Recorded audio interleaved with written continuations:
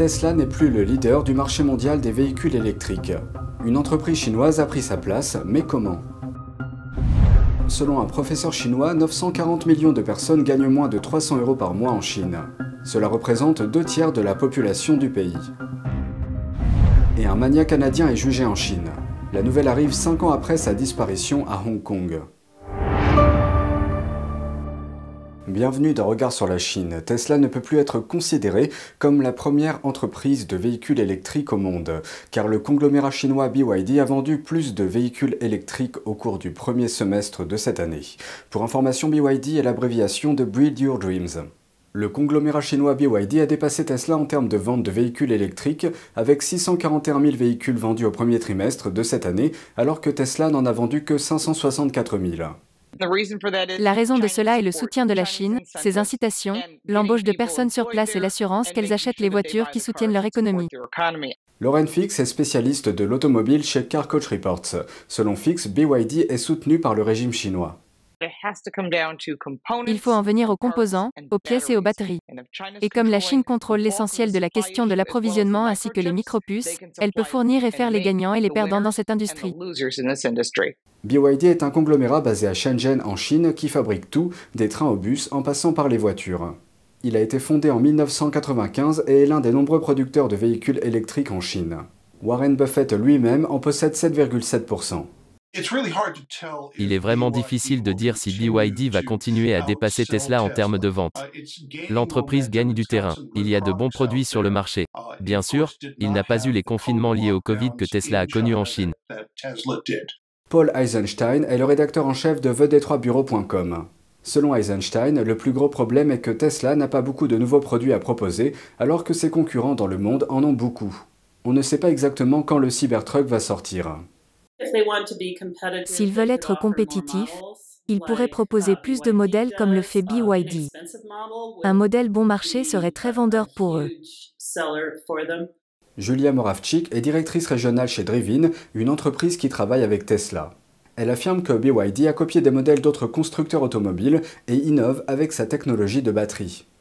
Selon les chiffres officiels publiés par le ministère chinois de l'Industrie et des Technologies de l'Information, le conglomérat chinois BYD a obtenu 363 millions de dollars d'incitation au cours des 3 dernières années.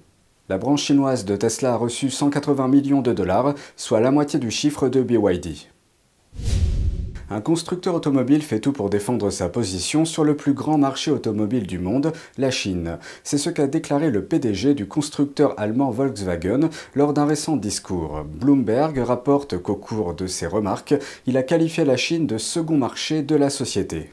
Et il avait de bonnes raisons de le dire. 2 voitures Volkswagen sur 5 ont été vendues en Chine au cours du premier trimestre de cette année. Et l'année dernière, un total de 3,3 millions de voitures ont été vendues en Chine.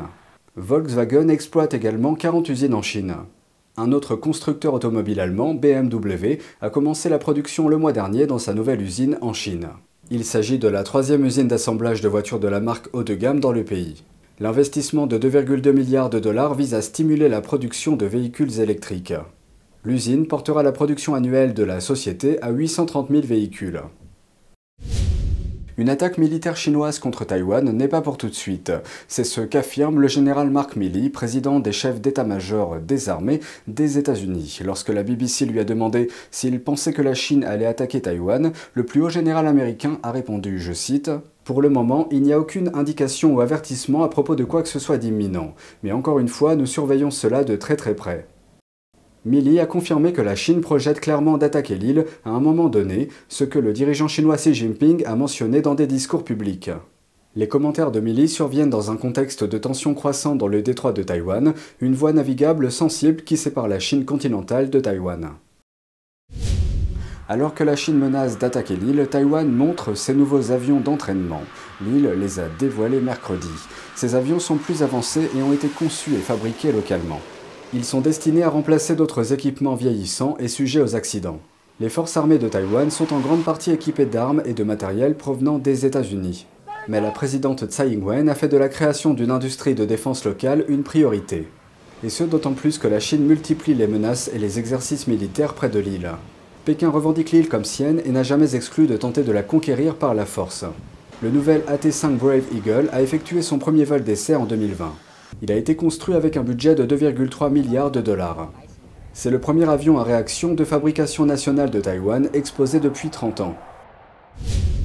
La Chine est-elle vraiment riche? Apparemment non. Dans une vidéo circulant sur les réseaux sociaux, un professeur souligne que 940 millions de personnes en Chine ont un revenu mensuel inférieur à 2000 yuan, soit moins de 300 €. Li Kangwei est professeur à l'université Sun Yat-sen dans la province du Guangzhou. Il souligne que les 20% les plus pauvres de la population chinoise ont un revenu par habitant de 7800 yuan par an. Cela représente moins de 100 € par mois. Selon le professeur, 40% de la population chinoise gagne moins de 1000 yuan, soit moins de 150 € par mois. Li ajoute qu'en plus des faibles revenus, 800 millions de personnes sont endettées et plus de 200 millions sont au chômage. Ces chiffres remettent en question l'annonce faite par le chef du régime chinois Xi Jinping l'année dernière. Il a déclaré que la Chine avait atteint le niveau d'une société modérément prospère et que le problème de l'absolue pauvreté en Chine avait été éliminé.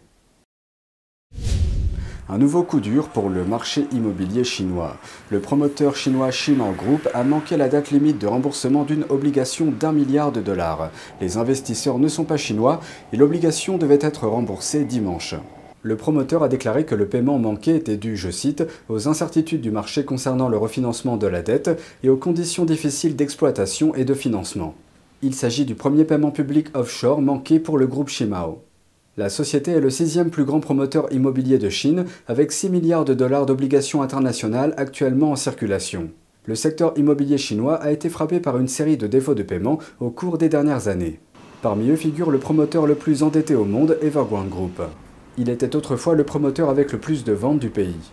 Le promoteur a plus de 300 milliards de dollars de dettes et a fait défaut sur sa dette extérieure l'année dernière. Un projet de plan de restructuration de l'entreprise est attendu dans le courant du mois. 3 des 5 principaux émetteurs immobiliers, Evergrande, Kaisa Group et Sunac China, ont déjà fait défaut sur leurs obligations. Le mania canadien Xiao Chanhua est réapparu en public après avoir été porté disparu pendant 5 ans. Des reportages allèguent que la police chinoise l'aurait enlevé et détenu pendant cette période, mais son cas reste un mystère.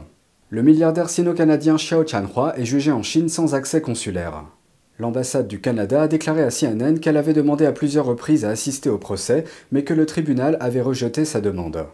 Xiao est un mania canadien d'origine chinoise. Selon le Wall Street Journal, Xiao pourrait être accusé d'absorption illégale de dépôts publics. S'il est reconnu coupable, Xiao risque jusqu'à 10 ans de prison. Les propriétés de Xiao valaient près de 60 milliards de dollars combinés au moment de sa disparition en 2017. À l'époque, il était accusé d'être profondément impliqué dans le blanchiment d'argent lié à de hauts responsables du Parti communiste chinois. Xiao aurait été enlevé par la police chinoise à Hong Kong en 2017. Selon des internes, Xiao a été arrêté et transféré en Chine continentale. La loi de procédure pénale chinoise stipule que la durée de la détention avant le procès ne peut pas dépasser 7 mois. Mais Xiao a été porté disparu pendant plus de 5 ans. Pendant sa disparition, de nombreuses installations de production qu'il possédait ont été remises aux autorités chinoises. Un porte-parole du ministère chinois des Affaires étrangères a déclaré aux médias qu'il n'était pas au courant du cas de Xiao Chanhua lors d'une conférence de presse lundi. C'est tout pour aujourd'hui, merci d'avoir suivi Regard sur la Chine. On se retrouve lundi pour une nouvelle émission, prenez soin de vous et à bientôt.